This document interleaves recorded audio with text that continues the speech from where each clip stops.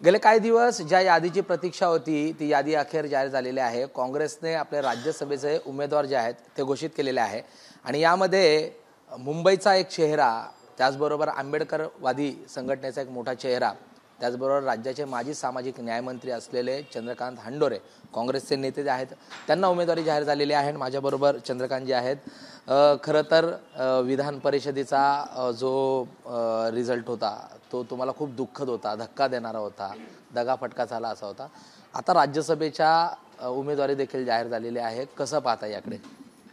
पहिल्यांदा मी आमचे नेते राहुलजी गांधी, सोनियाजी गांधी, आमचे अध्यक्ष आदरणीय खरगे साहेब,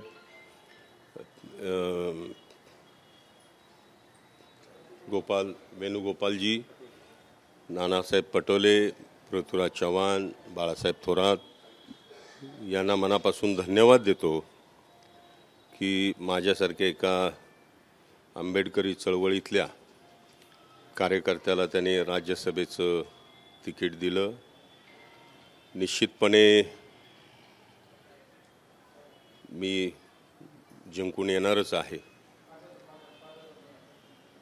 काँग्रेस पक्ष वाढवण्यासाठी, सर्व धर्म समभावाची भूमिका घेण्यासाठी, मागासवर्गीयांना न्याय देण्यासाठी मी तत्पर राहीन।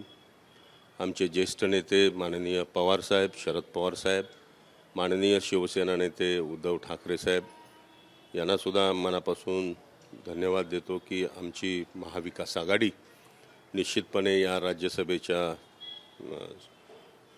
जागेसाठी प्रयत्न करतील आणि मला सगळ्यांचा आशीर्वाद मिळेल। चंद्रकांतजी, महत्त्वाचं म्हणजे अशोक चव्हाणांनी कालच काँग्रेस जो आहे त्यातून राजीनामा दिलेला आहे, भाजप पक्षात गेलेले आहेत। अशा स्थितीमध्ये जर कसं पाहता ही राज्यसभेची निवडणूक, मोठे नेते गेलेले? माननीय अशोक काँग्रेस पक्षाचे ज्येष्ठ नेते होते, सरकारी अनेक पदावर त्यांनी पासून मंत्र्यापर्यंत संघटनेमध्ये सुद्धा त्यांचं चांगलं कार्य होतं। काँग्रेस पक्षाचा महाराष्ट्राचा अध्यक्ष म्हणूनही त्यांनी चांगलं काम केलं होतं, परंतु ते का गेले, कसे गेले, काय त्यांच्यावर दबाव होता हे काही कळायला मार्ग नाही। परंतु तरीसुद्धा आमचा काँग्रेस पक्ष इंटॅक्ट आहे आणि निश्चितपणे विधानमंडळाचे सगळे आमचे आमदार महोदय निश्चितपणे माझ्या मागे उभा राहून आमची जी महाविकास आघाडी आहे ती निश्चितपणे माझ्या मागे उभे राहून मला जिंकून आणण्यासाठी प्रयत्न करेल। पक्षीय बलाबल कसं पाहताय? अशोक चव्हाणांबरोबर आणखीन काही लोक जाऊ शकतात अशी शक्यता आहे। अशा वेळेस पक्षीय बलाबल काय सांगताय, किती शाश्वती वाटते तुम्हाला? नाही, अशोक चव्हाण साहेबांच्या बरोबर कोणी जाणार नाही आहे, कारण सगळ्यांना माहिती आहे 4 महिन्यानंतर विधानसभेची निवडणूक आहे आणि प्रत्येकांना पुन्हा उभा राहायचं आहे। आमदार म्हणून त्या मतदारसंघाची सेवा करायची आहे त्यांना, त्यामुळे आमचे सगळे आमदार महोदय निश्चितपणे माझ्या मागे उभा राहतील असा मला विश्वास आहे। विधान परिषदेच्या वेळेस दुर्दैवानं माझा पराभव झाला, परंतु खिलाडू वृत्तीने तो पराभव मी स्वीकारला आणि नवीन जोमानं पुन्हा काँग्रेस पक्षासाठी, संघटनेसाठी काम करायला सुरुवात केली। निश्चितपणे या महाराष्ट्रातल्या सर्व जाती धर्मातल्या लोकांच्यासाठी, जनतेसाठी, कामगारांसाठी, मागासवर्गीयांसाठी, ओबीसी असेल, मराठा गरीब असेल, शेतकरी असतील, या सगळ्यांसाठी काम करण्याची एक संधी माझ्यासारख्या कार्यकर्त्याला काँग्रेस पक्षानं दिलेली आहे। मी काँग्रेस पक्षाचा आभारी आहे। विधान परिषदेमध्ये ज्या पद्धतीने शाश्वती होती तुम्हाला की तुम्ही विधान परिषदेवर आमदार म्हणून जाल, पण मतांची जी काय जुळवाजुळव होती ती साधली गेलेली नाही, यावेळी देखील तसं होण्याची शक्यता वाटते का, किंवा त्यासाठी काय प्रिकॉशन्स घेतल्या जातील? नाही, निश्चितपणे आमचे नेते रमेश चेन्नीथालाजी, पृथ्वीराज चव्हाण साहेब, बाळासाहेब थोरात, नाना पटोलेजी यांनी सगळ्यांशी चर्चा केलेली आहे। आज संध्याकाळी आमदारांची बैठक आहे, उद्या सकाळी सुद्धा आमदार महोदयांची बैठक आहे। त्या बैठकीमध्ये सुद्धा पुढे काय करायचं यासंबंधी विचारविनिमय होईल।